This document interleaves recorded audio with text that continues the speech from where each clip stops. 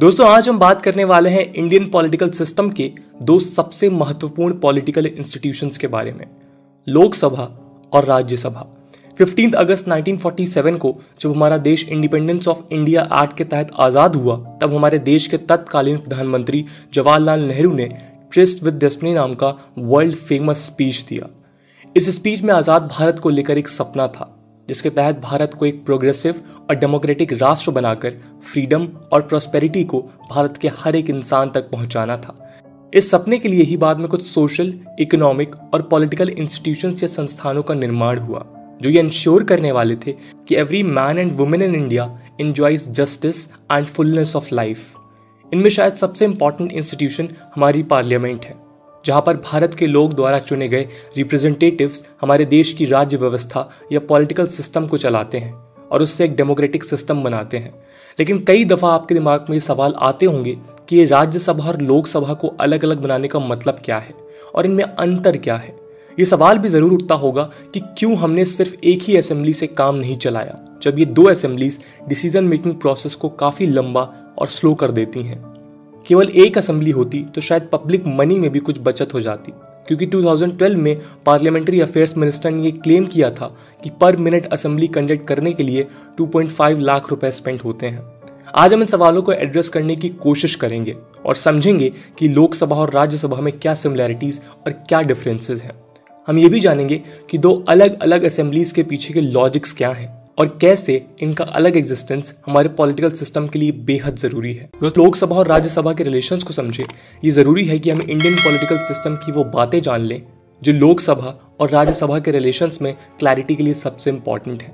दोस्तों, हमारा political system parliamentary form of government को फॉलो करता है। इसमें लोगों द्वारा इलेक्टेड लीडर्स पार्लियामेंट में जाते हैं और उनमें से कुछ लीडर्स मिलकर एक काउंसिल ऑफ मिनिस्टर बनाते हैं। इस काउंसिल ऑफ मिनिस्टर्स को प्राइम मिनिस्टर हेड करते हैं और ये लोकसभा के प्रति जिम्मेदार होती है। दूसरी बात यह है कि हमारा पॉलिटिकल सिस्टम फेडरलिज्म के प्रिंसिपल को भी फॉलो करता है, जिसकी वजह से हमारे देश की गवर्नमेंट 2 टियर्ड है, एक यूनियन गवर्नमेंट और दूसरी स्टेट गवर्नमेंट। फेडरलिज्म इंश्योर करता है कि इंडिया जैसे डाइवर्स देश में, जहां अनेकों धर्म, बोली और रेस के लोग रहते हैं, वहां सबको रिप्रेजेंटेशन मिले और इक्वलिटी इंश्योर की जा सके। इसके अलावा पार्लियामेंट में 2 हाउसेस की व्यवस्था को हमने यूनाइटेड किंगडम से बोरो किया है, जिसे बाई कैमरलिज्म बोलते हैं। सेंट्रल लेवल पे बाई कैमरलिज्म पहली बार ब्रिटिशर्स के under government of India act 1919 के तहत इंट्रोड्यूस किया गया था और इंपीरियल लेजिस्लेटिव काउंसिल का 2 हाउसेस में डिवीजन हुआ। यही सिस्टम हमने इंडिपेंडेंस के बाद कंटिन्यू किया। दोस्तों, आइए अब समझते हैं लोकसभा और राज्यसभा के बीच के अंतर को। पहली बात यह है कि लोकसभा को हम लोअर हाउस या हाउस ऑफ द पीपल बोलते हैं। हाउस ऑफ द पीपल इसलिए क्योंकि यहाँ लोगों द्वारा डायरेक्टली इलेक्टेड रिप्रेजेंटेटिव्स आते हैं, जबकि राज्यसभा को हम अपर हाउस या काउंसिल ऑफ स्टेट्स बोलते हैं, जहाँ इनडायरेक्टली इलेक्टेड रिप्रेजेंटेटिव्स होते हैं, जिन्हें लोग नहीं बल्कि स्टेट और यूनियन टेरिटरीज के लेजिस्लेटर्स यानी MLAs इलेक्ट करते हैं। लोकसभा के मेंबर्स को स्टेट में बने टेरिटोरियल कंस्टिट्यूएंसीज के लोग डायरेक्टली इलेक्ट करते हैं based on the principle of universal adult franchise, यानी कि हर वो इंडियन सिटीजन जो 18 ईयर्स से ज़्यादा की एज का है, वो लोकसभा के मेंबर्स को इलेक्ट कर सकता है या कर सकती है। 1988 के पहले ये एज 21 ईयर्स थी, लेकिन 61st कॉन्स्टिट्यूशनल अमेंडमेंट एक्ट 1988 के तहत इसे 18 ईयर्स कर दिया गया। इसके अलावा पार्लियामेंट के पास पावर है कि वो यूनियन टेरिटरीज के मेंबर को कैसे चूज करना चाहता है। इसके लिए यूनियन टेरिटरीज एक्ट 1965 इनैक्ट किया गया था, जिसके अंदर यूनियन टेरिटरीज से भी MPs डायरेक्टली ही इलेक्ट किए जाते हैं। राज्यसभा की बात करें तो इसमें principle of proportional representation by means of single transferable vote होता है। ये कॉम्प्लेक्स वोटिंग सिस्टम है, जिसमें वोटर्स यानी कि स्टेट लेजिस्लेटर्स कैंडिडेट्स को लेकर अपने प्रेफरेंसेस देते हैं, बजाय इसके कि वो सिर्फ एक कैंडिडेट को चुने जैसा कि डायरेक्ट इलेक्शन में होता है। काउंटिंग के वक्त जो कैंडिडेट्स इलेक्ट या एलिमिनेट हो जाता है, उनके एक्स्ट्रा या फिर डिस्कार्डेड वोट्स को बाकी के कैंडिडेट्स में ट्रांसफर कर दिया जाता है in the order of preferences, और इस तरह से फाइनल विनर्स अनाउंस किए जाते हैं। नंबर ऑफ मेंबर्स की बात करें, लोकसभा का total seating capacity Indian constitution ने 552 रखा है, लेकिन करेंटली इसकी एक्चुअल स्ट्रेंथ 543 है। इनमें से 530 और 13 मेंबर्स स्टेट्स और यूनियन टेरिटरी से डायरेक्टली इलेक्ट होते हैं और 2 मेंबर्स प्रेसिडेंट द्वारा नॉमिनेट किए जाते हैं। ये 2 मेंबर्स 2019 तक एंग्लो इंडियन कम्युनिटीज से आते थे, लेकिन 104th कॉन्स्टिट्यूशन अमेंडमेंट एक्ट 2019 ने अब इस प्रोसेस को खत्म कर दिया है। जॉर्ज बेकर और रिचर्ड हे इंडिया के आखिरी एंग्लो इंडियन एमपीज थे। दूसरी ओर राज्यसभा की मेंबरशिप का अपर लिमिट 250 है और इसकी करंट स्ट्रेंथ 245 है। इसमें से 233 स्टेट और यूनियन टेरिटरीज से इनडायरेक्टली इलेक्ट होते हैं और 12 मेंबर्स प्रेसिडेंट द्वारा नॉमिनेटेड। ये 12 मेंबर्स सोसाइटी के एमिनेंट मेंबर्स हैं जिनके पास लिटरेचर, साइंस, आर्ट और सोशल सर्विसेज जैसे फील्ड्स में स्पेशल नॉलेज और प्रैक्टिकल एक्सपीरियंस होता है। इस हिसाब से राज्यसभा में कुछ एक्सपर्ट्स को भी रिप्रेजेंटेशन दिया जाता है जो लॉ मेकिंग प्रोसेस को बेटर बनाता है। यूनियन टेरिटरीज में केवल दिल्ली, जम्मू एंड कश्मीर और पौंडुचेरी को ही राज्यसभा में रिप्रेजेंटेशन मिला है, क्योंकि केवल यही वो स्पेशल यूनियन टेरिटरीज हैं जिनके पास खुद का लेजिस्लेटिव असेंबली भी है। इसके अलावा लोकसभा एक टेम्पररी बॉडी है जो जनरली 5 सालों के बाद री इलेक्ट होती है, जबकि राज्यसभा परमानेंट बॉडी है। राज्यसभा के 1/3 मेंबर्स हर 2 साल में रिटायर होते हैं और उनकी सीट्स पर न्यू इलेक्शंस होते हैं। इस हिसाब से राज्यसभा के एक मेंबर का टेन्योर लगभग 6 ईयर्स का होता है। एलिजिबिलिटी की बात करें तो लोकसभा का मेंबर होने के लिए कम से कम 25 ईयर्स की एज होनी चाहिए और राज्यसभा के लिए कम से कम 30 ईयर्स की एज। लोकसभा के प्रोसीडिंग्स को कंडक्ट स्पीकर करते हैं जो इलेक्टेड मेंबर्स में से ही इलेक्ट किए जाते हैं, और वहीं बात करें राज्यसभा की तो वहां की प्रोसीडिंग्स को वाइस प्रेसिडेंट कंडक्ट करते हैं जो राज्यसभा के चेयरमैन भी होते हैं। इनका इलेक्शन एक इलेक्टोरल कॉलेज के थ्रू लोकसभा और राज्यसभा दोनों के इलेक्टेड रिप्रेजेंटेटिव्स करते हैं। पावर्स की बात करें तो इन जनरल लोकसभा और राज्यसभा दोनों के अप्रूवल के बिना कोई भी एक बिल एक्ट नहीं बन सकता, और उस मामले में ये दोनों इंस्टीट्यूशंस का पावर ऑलमोस्ट सेम है। लेकिन कुछ एक्सेप्शंस भी हैं जिनके बारे में हम आगे डिटेल में समझेंगे। जैसा कि हमने पहले बताया कि दोनों हाउसेस के पास लार्जली सिमिलर पावर्स होते हैं विद सर्टेन एक्सेप्शंस। वो मुद्दे जिनमें लोकसभा ज्यादा पावरफुल है वो निम्न प्रकार के हैं। केवल लोकसभा के प्रति council of ministers directly responsible होते हैं। इसका मतलब है कि गवर्नमेंट को इनफ मेंबर्स का सपोर्ट है या नहीं ये सिर्फ लोकसभा में ही डिसाइड हो सकता है। इसे डिसाइड करने के लिए कॉन्फिडेंस या नो कॉन्फिडेंस मोशन पास किया जाता है। अगर ये मोशंस लोकसभा में डिफीट हो गए तो काउंसिल ऑफ मिनिस्टर्स को रिजाइन करना होता है और उसके बाद या तो नई गवर्नमेंट को ऑपोजिशन फॉर्म कर सकती है या फिर न्यू इलेक्शंस होते हैं। इस मामले में राज्यसभा के पास कोई पावर नहीं होती और इसलिए कई बार ऐसा होता है कि रूलिंग पार्टी के राज्यसभा में कम मेंबर्स होने के बावजूद वो पार्टी अपनी गवर्नमेंट बना लेती है अगर उसके पास लोकसभा में मेजोरिटी है तो।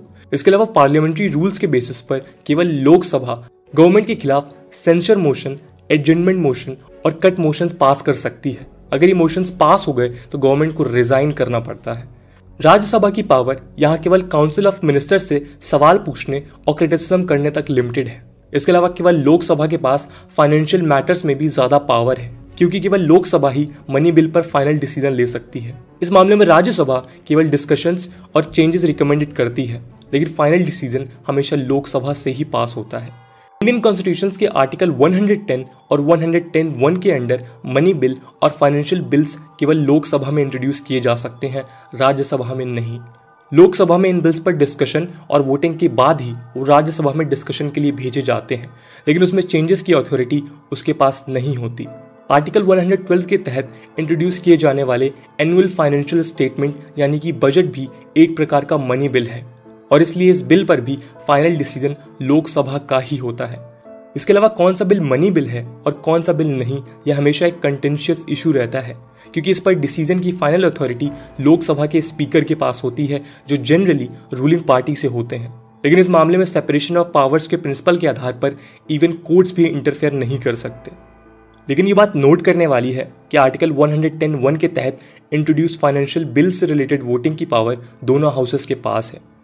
कॉन्स्टिट्यूशनल अमेंडमेंट्स के मामले में दोनों हाउसेस की पावर सेम है, जिसके लिए स्पेशल मेजोरिटी की जरूरत होती है। लेकिन नॉर्मल बिल्स जिनमें सिंपल मेजोरिटी लगता है वहां पर इन दोनों हाउसेस की पावर में अंतर है।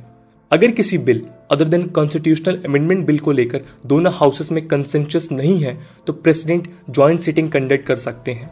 ज्वाइंट सिटिंग में भी सिंपल मेजोरिटी से ये बिल पास किए जा सकते हैं। सिंस लोकसभा के पास ज्यादा मेंबर्स हैं, इसलिए ज्वाइंट सिटिंग में जनरली लोकसभा के मेजोरिटी पार्टी की ही जीत होती है। ज्वाइंट सिटिंग कंडक्ट करने की पावर भी केवल लोकसभा के स्पीकर या डिप्टी स्पीकर के पास होती है। राज्यसभा के चेयरमैन ज्वाइंट सिटिंग को हेड नहीं कर सकते। इस मामले में भी लोकसभा ज्यादा पावरफुल दिखाई देती है। राज्यसभा की बात करें तो उसके पास भी कुछ स्पेशल पावर्स होती हैं जो लोकसभा के पास नहीं है। आर्टिकल 249 के तहत केवल राज्यसभा एम्पावर्ड है कि वो 7 शेड्यूल के तहत स्टेट लिस्ट की सब्जेक्ट्स को यूनियन लिस्ट में टेम्परेरी ट्रांसफर कर दे। यानी कि अगर राज्यसभा चाहे तो वो स्टेट्स की पावर को छीन कर सेंटर के हाथों में दे सकती है, अगर ये नेशनल इंटरेस्ट में हो। इसके अलावा आर्टिकल 312 के तहत केवल Rajya Sabha additional all India services को क्रिएट कर सकती है। आर्टिकल 352 के हिसाब से राज्यसभा जो एक परमानेंट बॉडी है वो इमरजेंसी को लिमिटेड पीरियड के लिए बढ़ा भी सकती है अगर लोकसभा डिसॉल्व है। ऊपर के स्पेशल पावर्स को देखकर आप ये समझ सकते हैं कि राज्यसभा के क्रिएशन का मेन पर्पस था इंडिया के फेडरलिज्म को सेफगार्ड करना। इस फेडरलिज्म के बारे में हमने शुरुआत में बात की थी।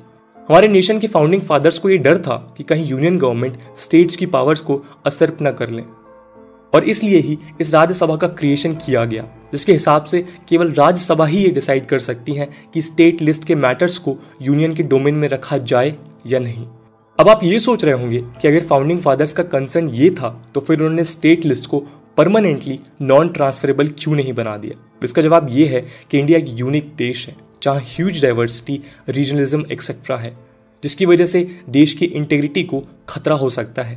इसलिए हमने अमेरिका जैसे फेडरलिज्म को अडॉप्ट नहीं किया, बल्कि एक यूनिक क्वाजी फेडरल सिस्टम को अडॉप्ट किया जिसमें यूनियन के पास कंपैरेटिवली ज़्यादा पावर्स हैं। इमरजेंसी सिचुएशंस में ऐसा हो सकता है कि कुछ स्टेट लिस्ट के सब्जेक्ट्स में यूनियन गवर्नमेंट को लॉज बनाने की ज़रूरत हो, और इसलिए ही राज्यसभा को स्टेट लिस्ट को ट्रांसफ़र करने की पावर्स दी गई।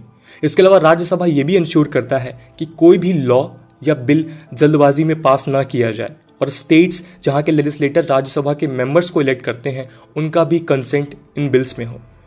राज्यसभा का परमानेंस ये भी इंश्योर करता है कि इन टाइम्स ऑफ क्राइसिस और political chaos Indian political system function करता रहे।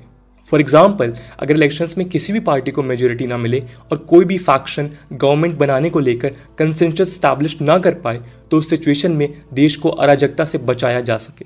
इसके अलावा एक्सपर्ट्स ये भी कहते हैं कि राज्यसभा कई बार ये भी इंश्योर करता है कि समाज के वल्नरेबल सेक्शंस जैसे विमेन, रिलीजियस, एथनिक और linguistic minority groups existing discriminatory social structure जैसे पैट्रियार्की, कास्टिज्म, कम्युनलिज्म और रीजनलिज्म की वजह से शायद डायरेक्ट इलेक्शन से लोकसभा में ना आ सके।